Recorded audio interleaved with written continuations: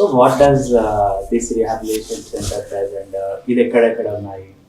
So rehabilitation is not a different one. I mean, I say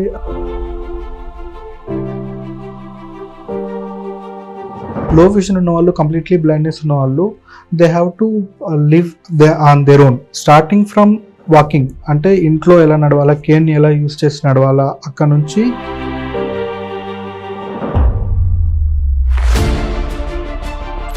rehabilitation centre లో join అవ్వాలంటే దానికి age restrictions లాంటివి కానివ్వండి. So rehabilitation as I said ఏమంటారు, I conditions అనేవి not only limited to as adults, మనకే కాదు చిన్నపిల్లలు కూడా ఉన్నాయి. సో మన దగ్గర వచ్చే వాళ్ళు 1 year 2 years బేబీస్ కూడా ఉన్నారు.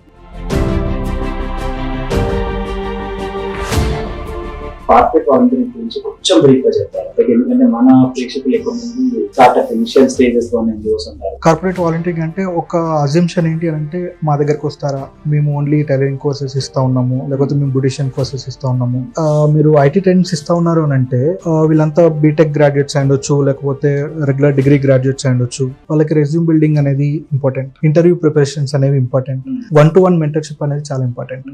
సో ఎందుకంటే వాళ్ళ కెరీర్ ఎలా ఉండబోతుంది అనేది వాళ్ళకి కావాలి, వాళ్ళకి చాలా డౌట్స్ ఉంటాయి. అది ఇప్పుడు ప్రజెంట్ ఉన్న జనరేషన్ అనుకోనండి, ప్రజెంట్ ఉన్న యూత్ కి మీరు ఇచ్చే సందేశం ఏంటి సార్? అంటే వాలంటీరింగ్ యాక్టివిటీస్ అయ్యొచ్చు, యాజ్ వి డిస్కస్. కొన్ని ఎన్జిఓస్ ఎలా చేస్తున్నాయంటే కాలేజెస్లలోకి, స్కూల్స్లలోకి, so they are slowly started going, అక్కడికి వెళ్ళి మా దగ్గర వాలంటీరింగ్ యాక్టివిటీస్ ఉన్నాయి అంటే, నియర్ బై ఎక్కడన్నా వాళ్ళు ఒక హెల్త్ క్యాంప్ కానీ ఏదైనా పెడుతున్నానంటే, మాకు కొంతమంది స్టూడెంట్స్ కావాలి మాకు వాలంటీరింగ్ కి, so they started thinking about it.